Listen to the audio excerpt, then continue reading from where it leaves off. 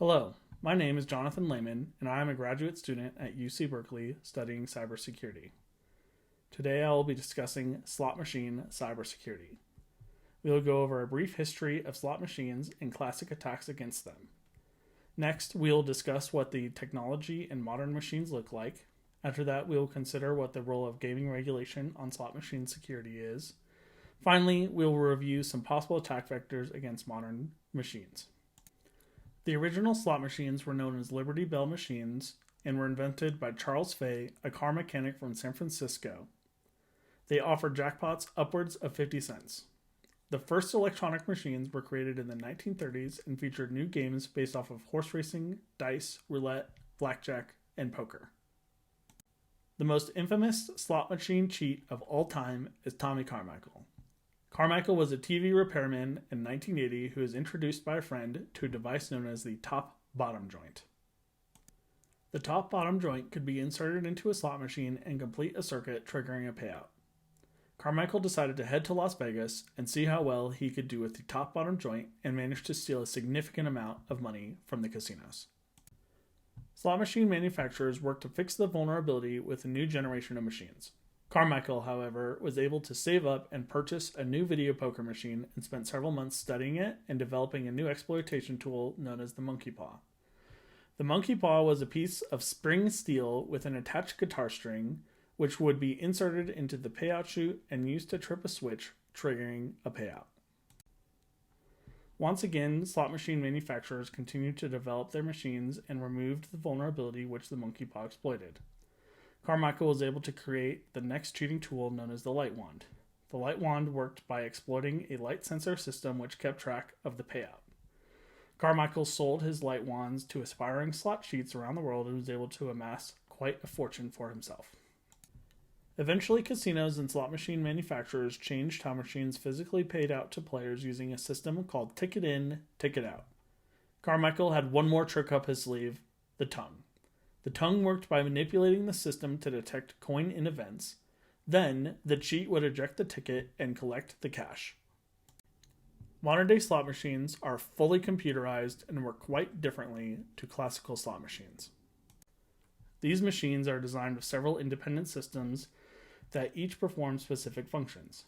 The base system that operates the interface and determines the outcome of wagers is isolated from the other sections and only accepts inputs when the player initiates a wager. The base system will determine the outcome by observing the state of the pseudo-random number generator, the wager amount, and the configuration of the machine.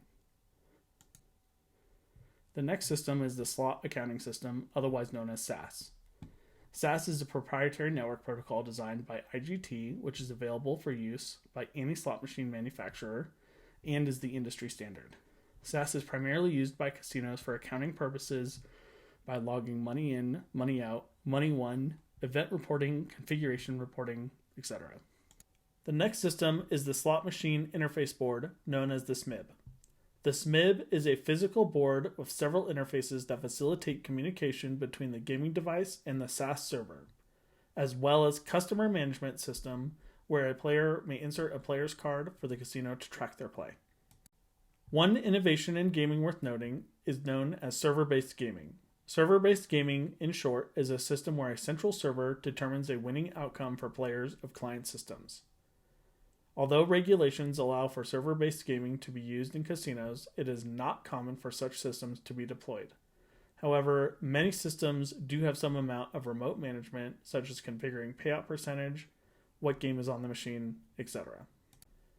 Now on to the role of gaming regulation for cybersecurity of slot machines.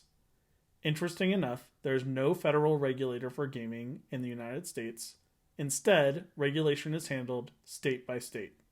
For example, the Nevada Gaming Control Board is the gaming regulator in Nevada. Regulation does vary state by state, but the largest variations tend to be the political aspects, such as minimum payback percentage. Technical regulations are largely consistent between jurisdictions, making compliance a bit easier on manufacturers. It is noteworthy that gaming is considered critical infrastructure under the commercial sector designation, and specifically, cybersecurity groups have been created within the retail and hospitality ISAC. Gaming regulation can be compared to other regulators in the cybersecurity field. Compared to the FTC, gaming regulators have a similar mission of preventing unfair and deceptive practices. However, gaming regulators enjoy rulemaking authority. With specific rules, casinos and slot manufacturers have a compliance standard that they are required to meet. Comparing to PCI DSS, gaming regulators do outline technology-specific requirements to be compliant. However, actual data security requirements are not enumerated as precisely as in PCI. There are some advantages and some disadvantages in the way that gaming regulation handles cybersecurity. On the pro side, the relationship between regulators and casinos is a close one, which allows for agile reactions to new security incidents. Additionally, the rulemaking authority of regulators means that they do not have to rely on legislatures to update the law and can make changes to the rules which reflect the actual security environment. On the con side, the lack of federal oversight can create conflicting rules and laws similar to breach disclosure laws. There is also a lack of cybersecurity specific rules which may allow for vulnerable systems to be certified. Now for the fun stuff. Potential attack vectors available on modern slot machine systems. As always, insider threats pose a significant cybersecurity challenge. A malicious or negligent insider at any level of the supply chain could leak information to attackers or misconfigure infrastructure which would allow unauthorized access.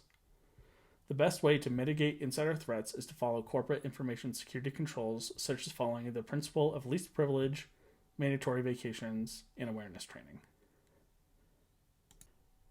The next attack vector is one that targets bill validators in machines. Creating counterfeit or specially crafted bills could trick the validator into accepting currency which should not have been accepted.